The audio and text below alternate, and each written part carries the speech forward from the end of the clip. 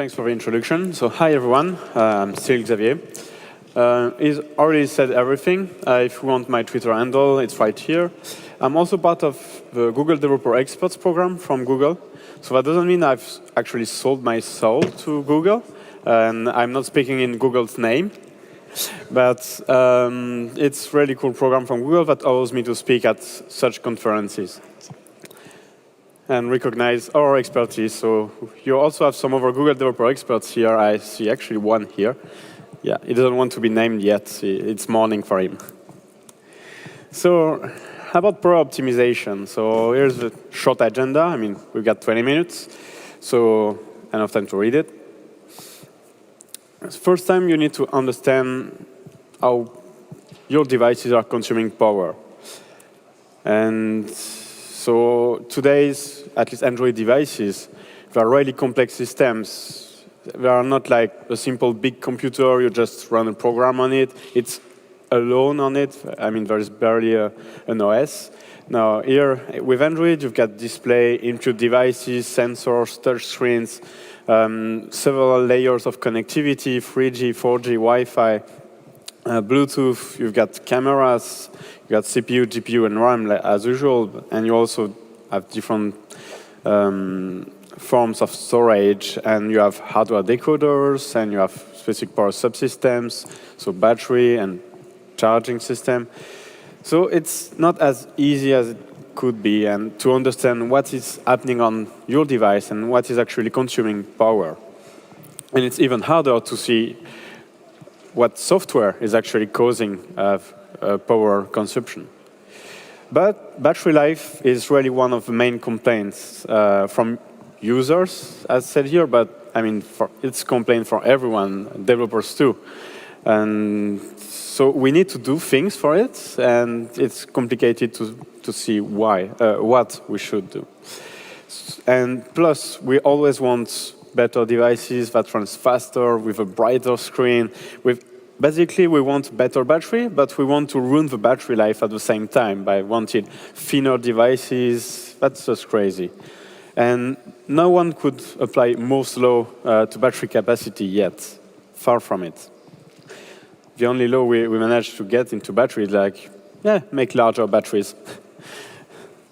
That's why we invented 6-inch phones, just to fit a bigger battery and keep it thinner. So there is also already a lot of power optimization done at the operating system level.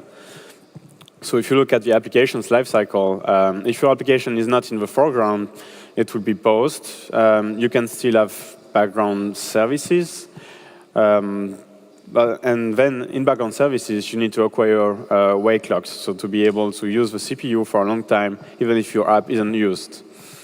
So that already saves battery, because not all your apps are running at the same time by nature.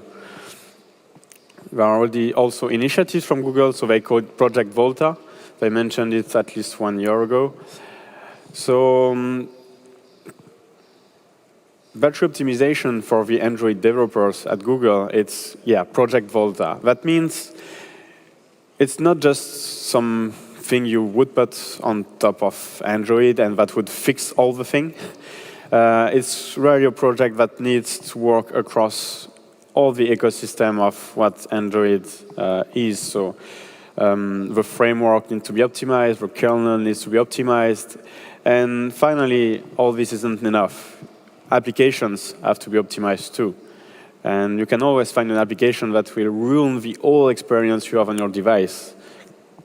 I will not tell any name. So applications have to be optimized for power as well.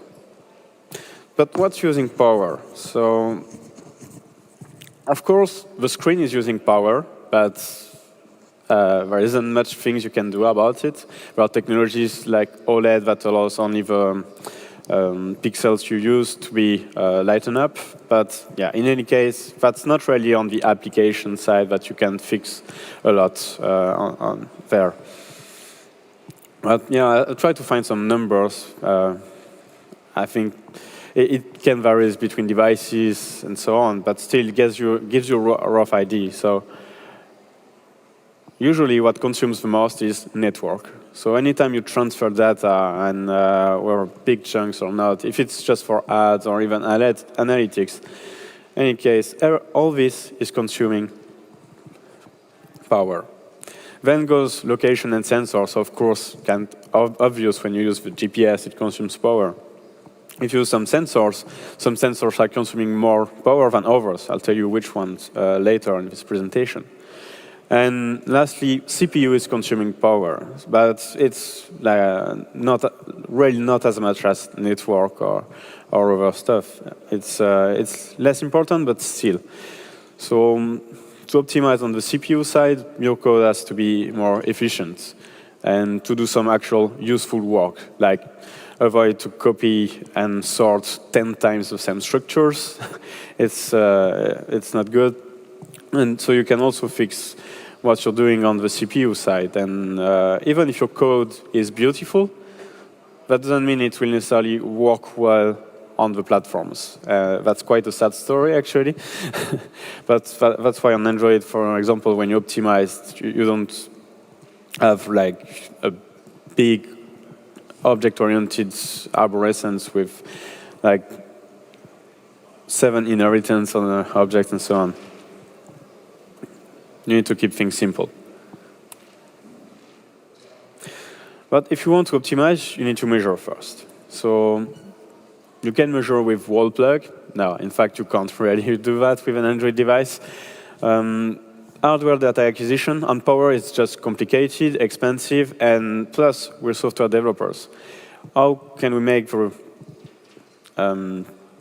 how can we know what exact part of our software is actually using the power if we are just measuring the throughput on a board? It's really hard. But luckily, we've got good software solutions. It's a bit indirect, so it's really hard to get actual power consumption numbers. But honestly, you don't really need these numbers. You need to monitor many components, so what's going on the CPU, what's going on kernel, the interrupts, so on, and what your app is doing at the same time. And so when you do measurements, you measure on the actual device with other apps on it, at least the frameworks apps and so on. So when your applications are not sitting alone on Android devices, they are integrated with the system. You've got content providers, you've got service running in background, you've got a lot of stuff going on. Plus, other apps are also using the device and may impact how your applications performs too.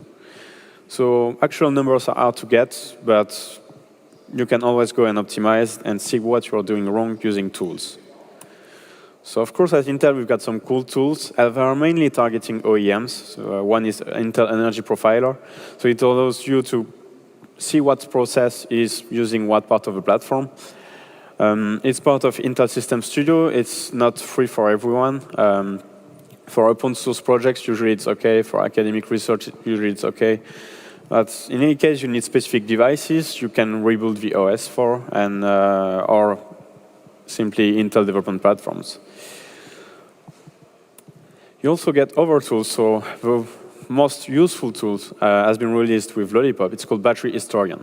Who used Battery Historian in the room once? Not many. That's a shame. Because you should really use it at least once with your applications. That's the tool that allows you to understand that your application is doing something that is wrong. So 1 year ago, it was release 1.0, and it's maybe not well known because, I mean, there have been not that many advertisements on it. So if you look, it's not part of Android Studio itself or whatsoever. It's on Google's GitHub account, and in 1.0 release, it was just a Python script, no README. So yeah, maybe that's why you didn't use it. It was maybe a little bit too minimalistic. In any case, to use Battery Historian, you just get a bug report from your device using ADB bug report. So after you run your app on the device for like some time, 30 minutes, 1 hour, 3 hours, 4 hours, to see how it interacts with the system. And then you run the Python script giving your bug report, and it will generate an HTML report. You can see one on the right side. Anyway, last week, because Google I/O, there released 2.0 version. Big improvement, they put a README. And however, it's not just a Python script anymore. It has dependency on Go, Python, Git, Clojure compiler, and basically the internet. Because yes, it creates a local web server, but you need access to resources that are remote, like jQuery and many libs. So yeah, it's a bit painful to install all of it, but it's worth the pain. Because from previous battery historian, the metrics are easier to read. You can filter on your application, which is more than useful.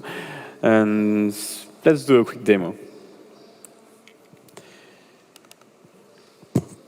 So get a script to launch the web server, actual web server. It should pop up soon-ish. In the meantime, who is using Windows here in the room for Android development? Quite many people. So they released the Getting Started guide only for Linux, and you had to do some fix to make it work on Windows.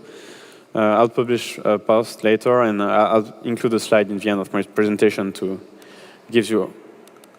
tell you how you can install it and run it on Windows. It's not that complicated. So here's the web server. So you can upload a bug report. Let's submit. And here's battery historian. So it will give you like stats on the overall behavior of your device, how much time it has been running, it was sleeping, it has been charging, discharging, what consumes the most, so like Wi-Fi, screen, and so on. A list of wake logs from the various applications. And the most interesting part, of course, is Historian 2.0. So it's much better than the previous battery historian if you used it. So you see the rate of discharging of your device over time. So if it's changing at one point, you can look down and to see what was running. If it was because of CPU use, or maybe the screen was on, or Wi-Fi was on, or reception was bad, you can see our signal strength. So if you're in an area, you are always switching between 3G and GSM. It just ruins the battery life. You can't do much about it. And you can see the list of wake logs at any times. So wake logs are objects, applications, and services are using to keep the CPU awake to do some work while the user is actually not using your application. So that's what basically ruins battery life, along with all the data transfers. And then you can go on application statistics, and then you need to choose an application.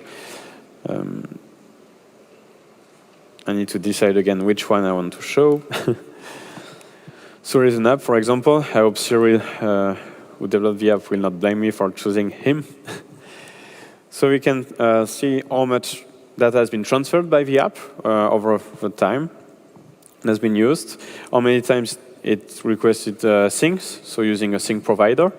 So 2 times, and it lasted 7 seconds, which is quite much, actually, 7 seconds. And you see all the wake logs when they've been acquired, and the duration of them. So it kept the CPU awake for like 9 milliseconds sometimes, 100 milliseconds over times. And the sync part was the most battery-consuming part with more than 2 seconds. That's quite all right, but the sync could be improved. And you see the services, and finally the processes. So if any number here goes too big, that means there is a problem here. But here it's quite fine. It's very good to have such an overview from the report with the amount of data that is transferred and so on.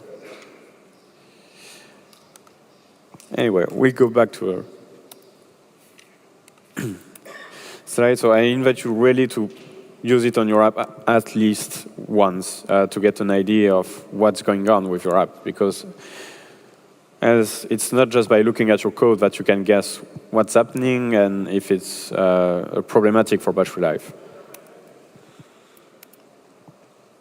Anyway, so you should get an overview of your app and so on.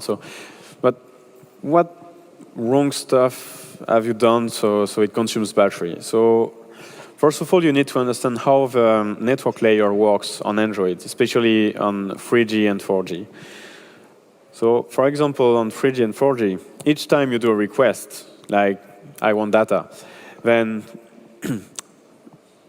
the modem of your phone will go in a high state, do a transfer, and once the transfer is done, it will not go to idle instantaneously. It will wait just in case.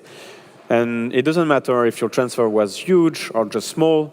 In any case, it will have put the modem into high power state, and it will stay for in still quite high power state for at least 15 seconds, and maybe more. It depends on the providers.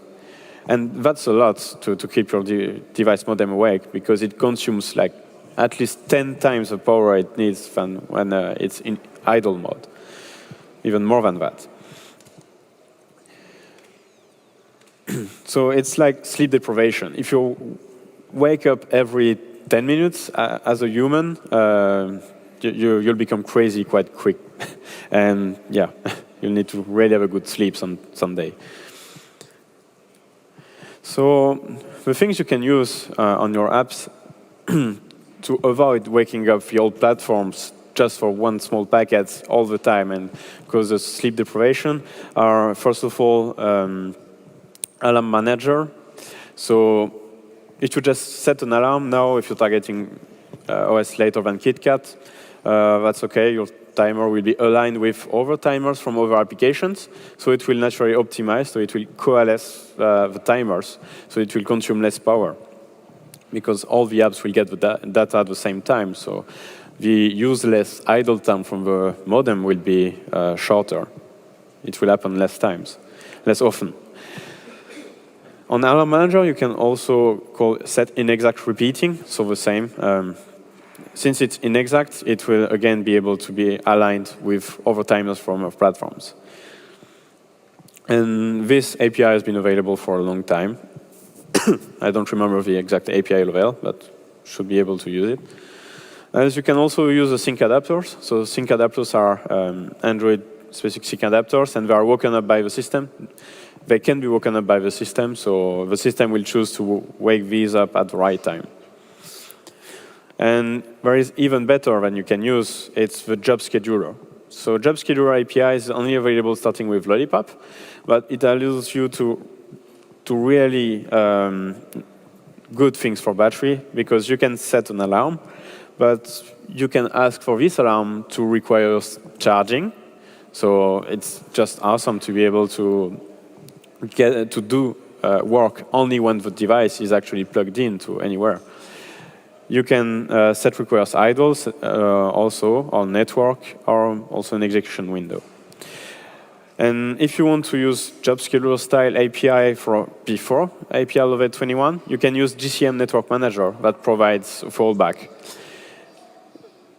There is GCM in the name, but it doesn't require GCM. It only requires Google Play services. Anyway, overall, here's a chart of how much power is consumed by data transfers. And it depends on the technologies and also the amount of data. But in any case, it's better to prefetch, so to get maximum of data, but still not too much from time to time, than just asking for new data all the time. And yeah, batch data transfers as much as you can. And if you can schedule all your work at times the device is just sitting up on the table, plugged in, that's perfect. I'll just go slightly faster, we're a bit late. So for sensors, try to not to use them at their maximum. The gyroscope consumes like 10 times more power than the accelerometer, so prefer use of accelerometer if you can just use only an accelerometer. Avoid using the GPS if you can afford it, so by, for example, using passive provider, so you get data used by other apps, or network provider. And you can also disable receivers when you don't need them. So the system will be not woken up if no one's asking for some intent. And finally, to optimize CPU usage, so race to idle is the main concept. So do a maximum of work and then go to idle. Don't do work like every second. And maximize data locality, so have efficient data structures to maximize cache locality. Some of these things are hard to measure, but you can use, for example, VTune amplifier. That's also part of System Studio. It's like an internal energy profiler. And it can tell you what the CPU said about your code. Like, it sucks. I had to use so many clocks for executing your instructions because your data structure are wrong. You can use it this way. So I know you don't get that many magic APIs that will do all the work for you, but there is battery historian you can use to really analyze what your app is doing on the system. And the main concept with battery optimization is to batch when you can, to cache when you can, to avoid work when you can. That's also a good way to don't waste battery, and to optimize and schedule everything you do properly. So it's really a state of mind. So you need to think about the impact of battery when you do something, and you need to measure it. So we have the link to battery historian tools. If you want more material, there is Cole McEnlis, who is doing many videos. They're called Android Performance Patterns. So that's the guy here looking unhappy. It's because his device is depleted, I guess. So you can follow this link.